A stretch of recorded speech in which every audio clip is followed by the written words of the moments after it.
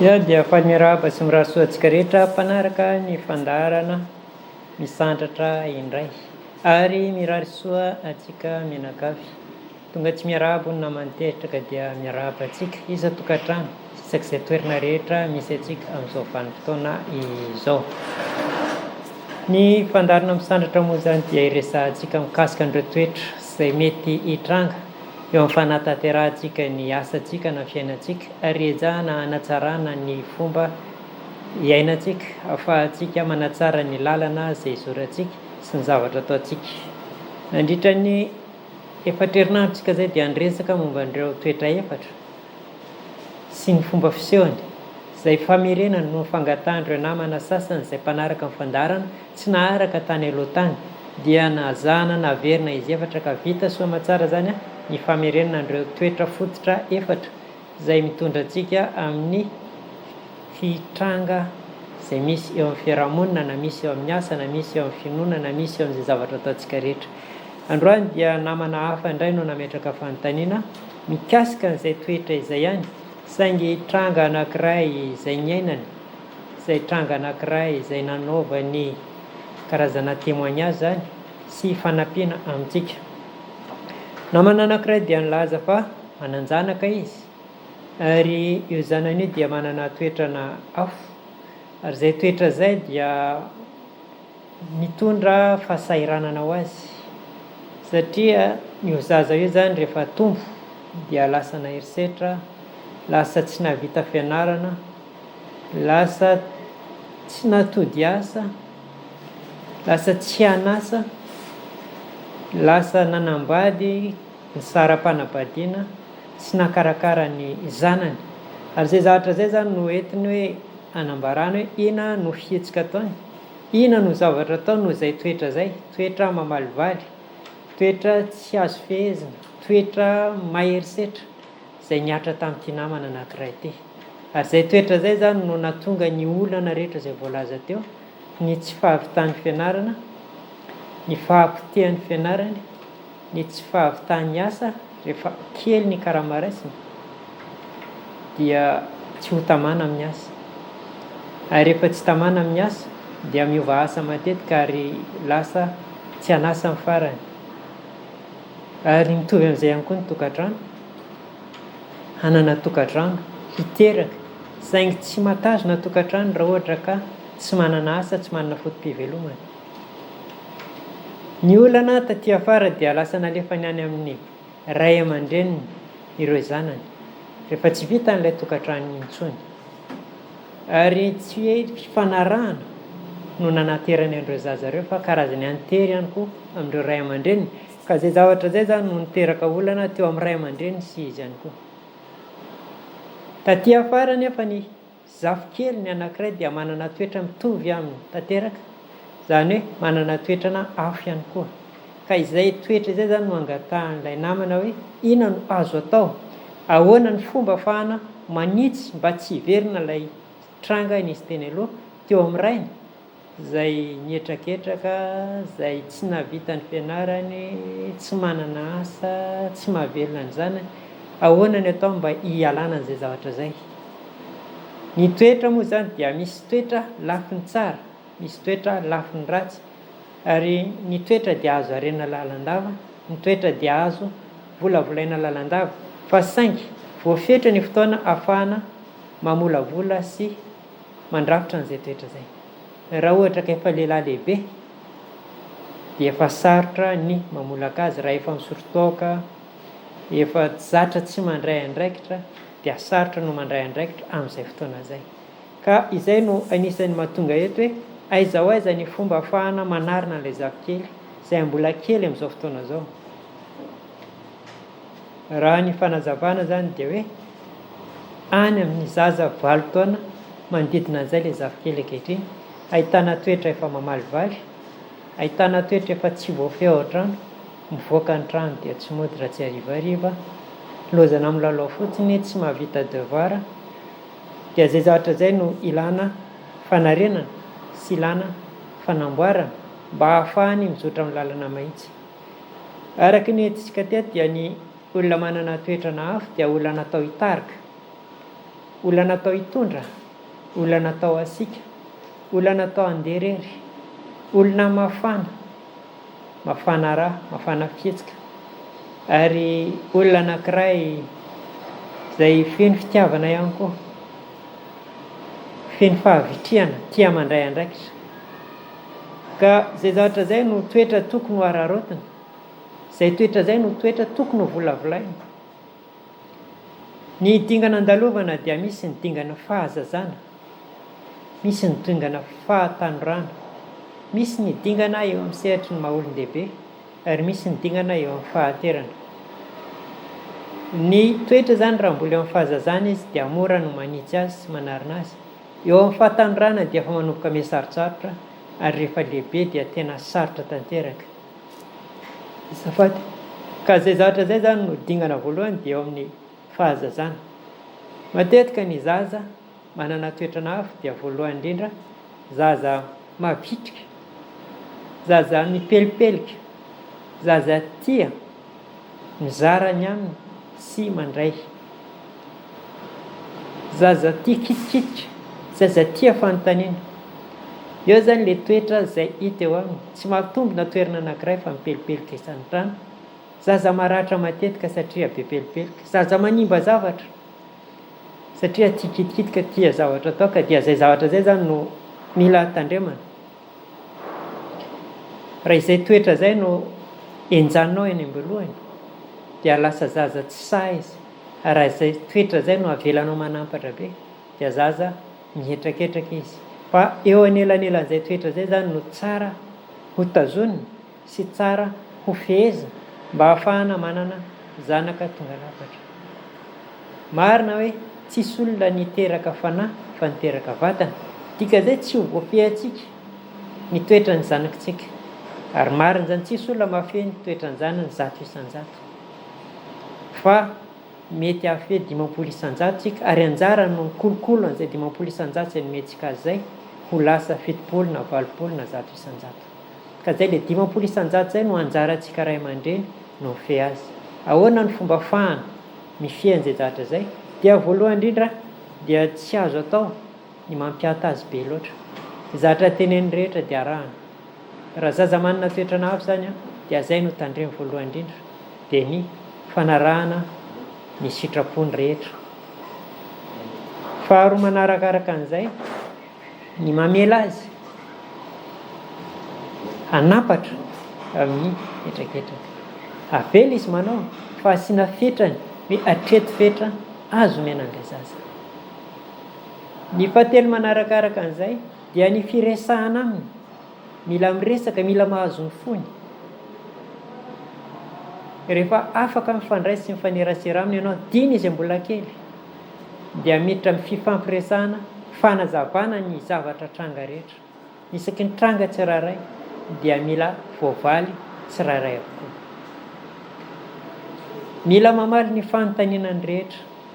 Ny zavatra mila tandremana dia ny tsy famaliana ny fanontanianany, fa lasa manontany iny amin'olona hafa izy, na lasa tsy asa ametraka fanontaniana intsony izy. Ny tsy famaliana anankiray, ary ny fibedesana azy isaky mametraka fanontaniana faharoa. Raha isaky ny tena izy bedesinao dia hanimba azy na eo amin'ny fianarana izany, na eo amin'ny fiarahamonina izay iainana izay. Avela manao izy fa ferina ihany ny zavatra ataony. Ilay tia kitikitika, avelao izy kitikitika raha zavatra tsy mahafaty azy. Tia manimba zavatra izao hazavana aminy maninona.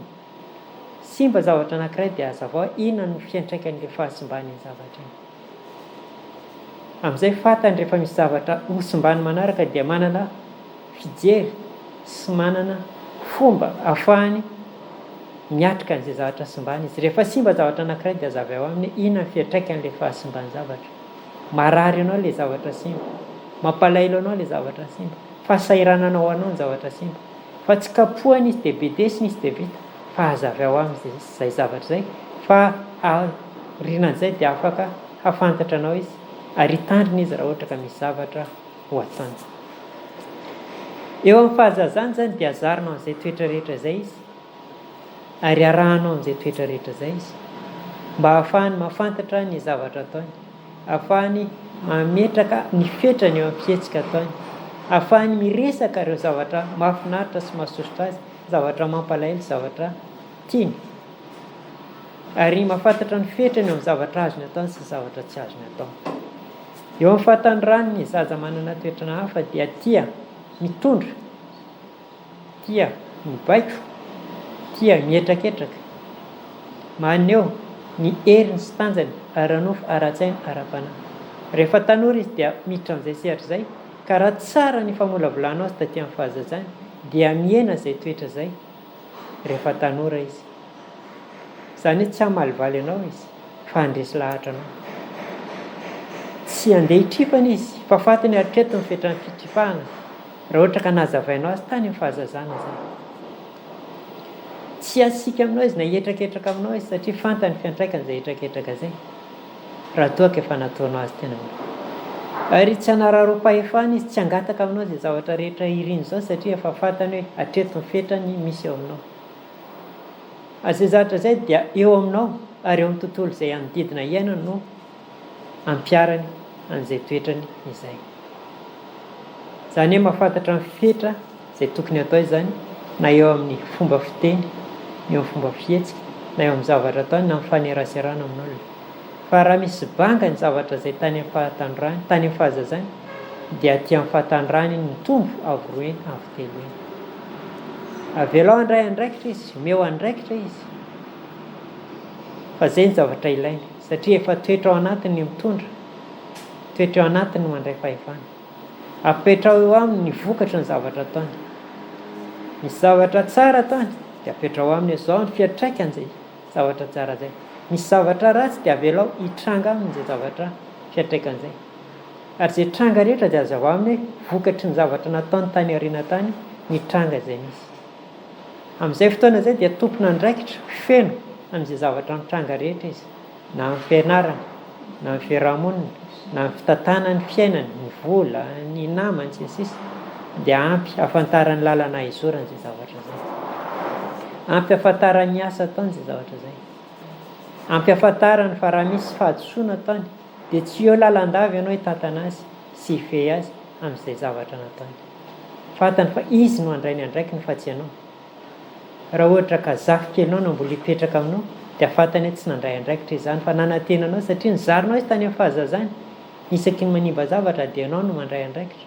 Isaky ny bedy izy dia ianao no miaro azy. Bedy avy any amin'ny papany izy dia ianao reny manampitamby azy sy mikolokolo azy, miaro azy. Izay zavatra angatahany rehetra dia omenao azy daholo. Izany hoe tsy mahafantatra ny fetran'izay izy. Ka aty amin'ny fahatanjorana izy rehefa fantany izay zavatra izay, tsy hanaonao foana izy. Tsy handeha mpiakatra tokantrano izy raha tsy efa vonona ny fitaovana sy ny tery rehetra ahafahany mitondra tokantrano. Rehefa hiteraka izy dia fantany fa tsisy olona eo handray an'ilay zanany raha ohatra ka tsy vita ny karakara azy. Ho anajan'ny vadiny izy toy ny fanajan'ny ray aman-dreniny. Hikolokolo ny zanany izy mitovy amin'ny kolokoloanao azy tambola kely. Afantatra ny sika tokony ataony, afantatra ny fetro menan'ilay zanany. Ary handray andraikitra izy eo amin'ny asany, handray andraikitra izy eo amin'ny fiarahamonina, handray andraikitra izy eo amin'ny tokantrano, handray andraikitra izy aminao ray aman-dreniny. Fa izay rehetra izay zany no zavatra tsara apetraka ho antsika ray aman-dreny, ho an'ilay zaza izay mitaiza antsika, ho an'ilay reny izay nanoratra an'ity hoe ahoana ny fomba ahafahany averiko hatrany hoe tsisy niteraka fanahy fa niteraka vatana. Fa ny saina azontsika volavolaina. Tsisy olona tonga lafatra fa tsy maintsy misy kilema jiaby. Kanefa ny mamitra an'izay kilema izay zany nanjarantsika. Niza niza dia tsy afaka handeha hitokotena fa ny zanany no farany tsara indrindra, ny farany mahay indrindra, farany endry indrindra, tsisy. Fa anjarantsika no mahafantatra ny fetrany ny zanakitsika ary mame azy mba tsy hihoatra amin'ny papany, mba tsy hisy fiantraikany any afarany. Izay zavatra izay no entina ho an'iny ray aman-dreny iny izay nanambara fa hoe manana olana amin'ny zafikeliny izy izay toetrana hafa, izay mitotry ny toetrany ray, izay mibrioka tamin'ny lalana tsy nieritreretiny sy tsy nantenainy, ka engany hoe tsy hitovy amin'izay ilay zafikeliny izay nahazo ny toetrany ray. Anjarantsika zany no mitantana ilay zafikely mba tsy hitovy amin'izay zavatra nisy teo aloha tao. manarina sy manakana mba tsy hisian'izay tranga mitovy amin'ny nataondray. Averiko indray aza omena fahafaham-po izy rehefa bety izy dia avelao ho bety, fa tsy ianao indray ny anampitamby azy rehefa bety avy any amin'ny rainy izy na avy any amin'ny reniny izy. Faharoa aza avela manapatra izy rehefa hitanao mihoapapana dia be deso izy ary fero, saingy atoroy azy zany hoe izao ny fiatraikany izay zavatra ataony. Raha mbola manohy moa izy dia andraso ilay fiatraikany ary atoroy azy hoe fiatraikany ity dia izao ny antony. Aza sakisakanana izy raha betsaka ny zavatra tiany atao satria iny no manitatra ny sainy na tsy manitatra ny fanahy. Atoroy azy fotsiny eto ny fetrany tsy azo aleha ary izao ny fiatraikany fanoharana an'io fetra izay napetraka ao. Ary raha izay no araka ao amin'ny zaza manana toetrana hafa dia ho moramora aminy ny miakatra amin'ny fahatandrana sy mipetraka amin'ny sehatry ny maha-olon-dehibe azy. Rehefa lehibe izy dia toy izy ny zavatra nataonao azy teo amin'ny fahatandrana. Ameo toky izy, ameo fanantenana izy, ameo andraikitra lalandava izy. Atoroy azy fa lehibe izy zao ka ndraiky indray no misahana anao ray aman-dreny, miay anao ray aman-dreny sy ny fianakaviana. Aza tsindriana izy, aza sakanana izy, fa avelao hivelatra tsara amin'ny maha-olon-dehibe azy mba hahafantarany zavatra ataony eo amin'ny fianakaviana sy eo aminao ray aman-dreny.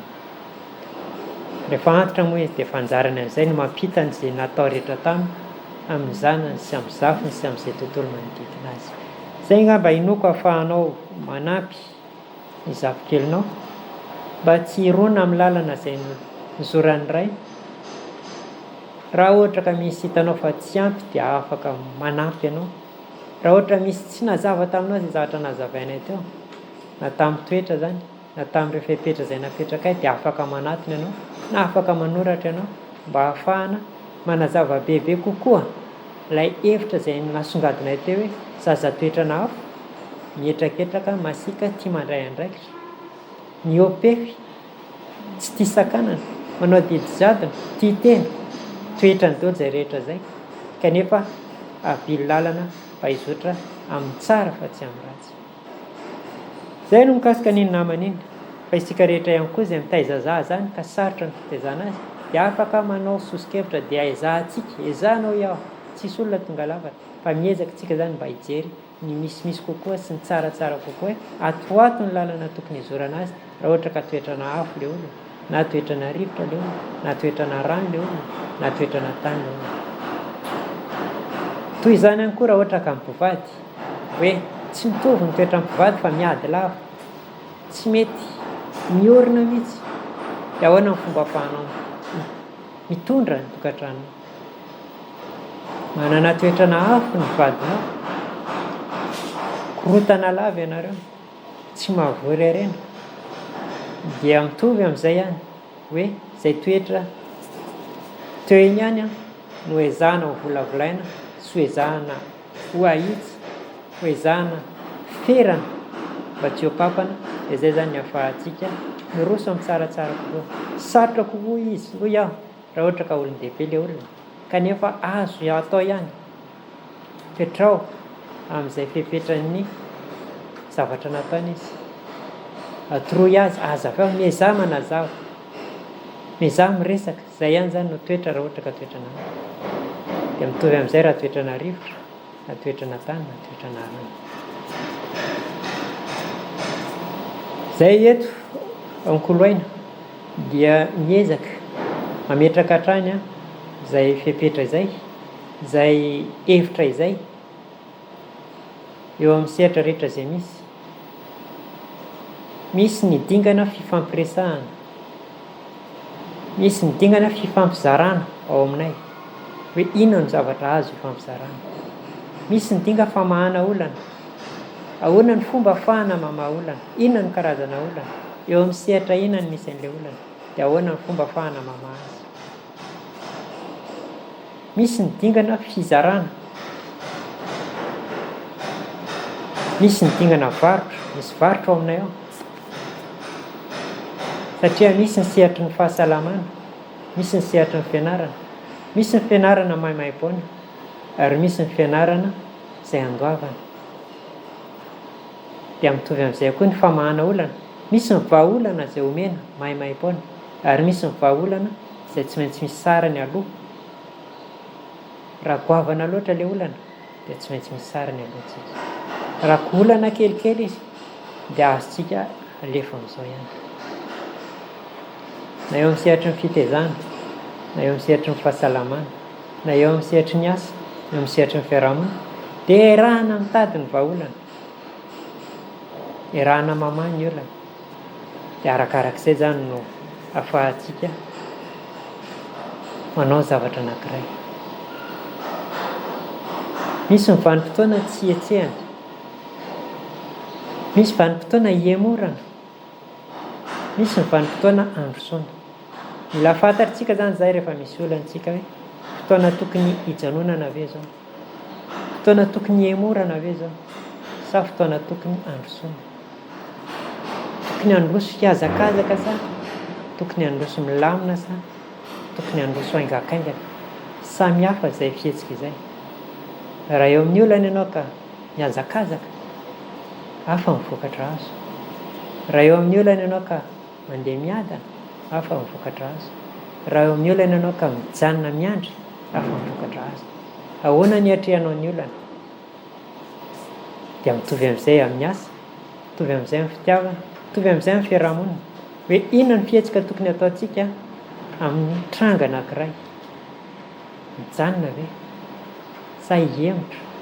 Hiemotra miadana sa hiemotra malakilaky sa miemotra antonontonony? Dia izay rehetra izay zany no entiko hanazavana hoe misy fomba ahafahana mifampizara, misy fomba ahafahana mijery vahaolana.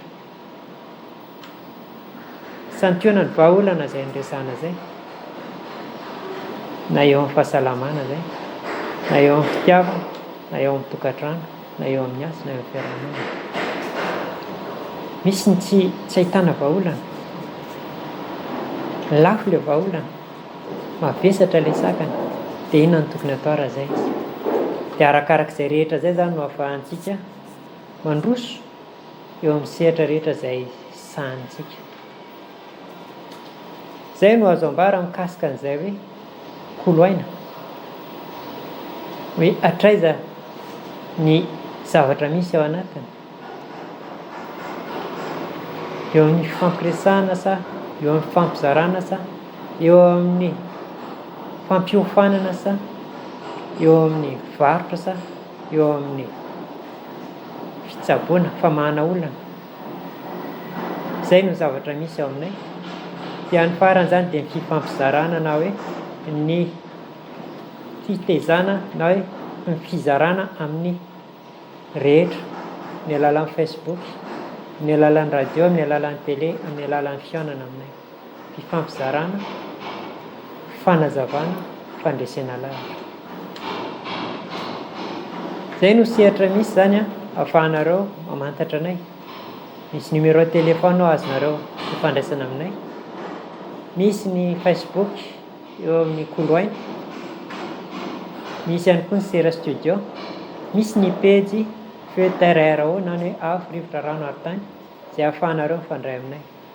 Dia arakarak'izay zany ny ahafahantsika mijery ny vahaolana atao, ahafahantsika mifampiresaka. Araka ny voalazako teo, misy foana ny fiofanana. Hiditra ny fiofanana antsika zao amin'ny traitement traditionnel amélioré na fitsaboam-batana nentim-paharazana no hatsaraina. Vatana ho iaho fa tsy fanahy. Ahoana ny fomba ahafahantsika manatsara an'izay zavatra izay? Raha fiofanana ilay dika izay fa misy traikefa vitanay tany aloha tany, misy zavatra efa azonay tany aloha tany, ary misy ilay nentim-paharazana, misy ny fanatsarana. Ny fanatsarana dia fijerena an'ireo tontolo manodidina ahafahana manatsara azy. Ohatra raisina raha tamin'ny andro fahiny tsisy zany huile essentielle zany, ankehitriny efa misy ny huile essentielle. Raha taloha ny hevika dia ravin-kakazo no ampiasainao, amin'izao fotoana izao huile essentielle ny ataontsika ao dia efa mampiova zavatra be dia be. Dia mitovy amin'izay ilay niresahana hoe fanatsarana. Misy zavatra efa azontsika avoazina, misy zavatra efa azontsika hatsaraina.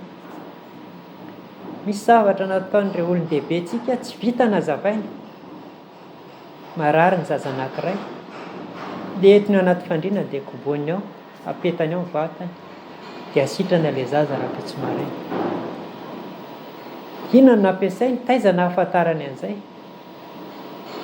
Tsy dia misy fanazavana, saingy ankehitriny fitony afaka manazavintsika hoe mifampisintona hery ny olombelona, ka ny marary manasitrana ny salama manasitrana ny marary, ary marary dia mizara ny aretina amin'izay olona manodidina azy. Ka rehefa haitsika izay dia fantatritsika ny atao amin'ny zanaka. Saingy io tsy mandehandefa tany fa ny reny sy ny ray ihany ny afaka manasitrana ny zanaka, fa tsy ny olona rehetra, ny olon-tiany ihany koa afaka manasitrana azy. Izay ilay resahana hoe traitement traditionnel amélioré, izany hoe fomba nampiasaina ny tsaboana kanefa tsy vita nazavaina, ary azontsika izao ary jerena ny méthode na fomba fitsaboana mitovitovy amin'izay ahafahantsika manatsara an'izay. Dia maro no ohatra ohatran'izay. Fa manina no mihinana pango rehefa mifana satria misy carbone ao, mifoka rivotra, tsy vita nazavaina izany fa iny fa ankehitriny tsika afaka manazava an'izay zavatra izay. Fa manina no mampiasa mandravasarotra, ankehitriny efa vitantsika zavaina izay zavatra izay hoe ny mandravasarotra dia manana toetra manasitrana, manana toetra mitovy amin'ny antibiotika izay tsy takatra izany tany aloha tany, fa hoe mandravasarotra fotsiny. Ka na inona ny zavatra mitranga dia mihinana mandravasarotra. Dia ohatrohatran'izay izany no entina hanatanterahana ny fifampizarana sy ny fanatsarana ny fomba fitsaboana nentim-paharazana eto amin'ny sehatry ny koloaina. Manomboka le 22 izany dia hoy izay fiofanana, fifampizarana mikasika an'izay voalazako teo izay hoe fanatsarana ny fitsaboana nentim-paharazana eo amintsika. Izay no azo ambara mikasika ny koloaina. Fa ny fotoana moa manampetra, afaka mifandray amin'ny alalan-davy nareo amin'ny alalan'ny email, amin'ny alalan'ny Facebook, amin'ny alalan'ny numéro téléphone, ny fanatonana aty amin'ny Sisel télé, ny fanatonana anay any amin'ny Braonay amin'ny Bédera Côte Saint-Jean logement 72. Fanoratana amin'ny Facebook dia afaka manatona. Eto izay dia mametraka fisaorana ho an'ny radio Sisel izay mampiatrano sy ahafahanay mizara aminareo izao fandaharana izao. Misaotra ny teknisiana izay manampy tosika ao anatiny. Saorina ihany koa ny amin'ny Sera Studio manampy amin'ny lafin'ny teknika. Ary tsy adino misaotra antsika mpanaraka amin'ny fandaharana izay mikopakopa tanana sy makahery ary mifampidinika eny an-dalana eny. Naiza lianay dia hitantaratra lalandava ianareo. Ary farany dia misaotra ny ekipan'ny Sera Studio izay miezaka mametraka ny tsaratsara kokoa, manoro hevitra sy mitantana hoe atoato ny lalana tokony izorana, tandremo fa tsy mety ny ohatran'izao, mafisy fa tsara ny ohatran'izao. Ka dia isaorana ny ekipa rehetra manodidina n'ity fandaharana misandratra ity. Izay no azo resahana androany, izay ihany koa ny atolotra antsika androany. Amin'ny herin'ny androany tsika manao misimisy indray. Raha misy sosikevitra dia aza misarasala manome, raha misy fanakianana dia vonona izay andray an'izany. Izay angamba fa dia amin'ny herin'ny androany indray ny fotoanantsika menakary. Misaotra tompoko amin'ny herin'ny androany toy izao.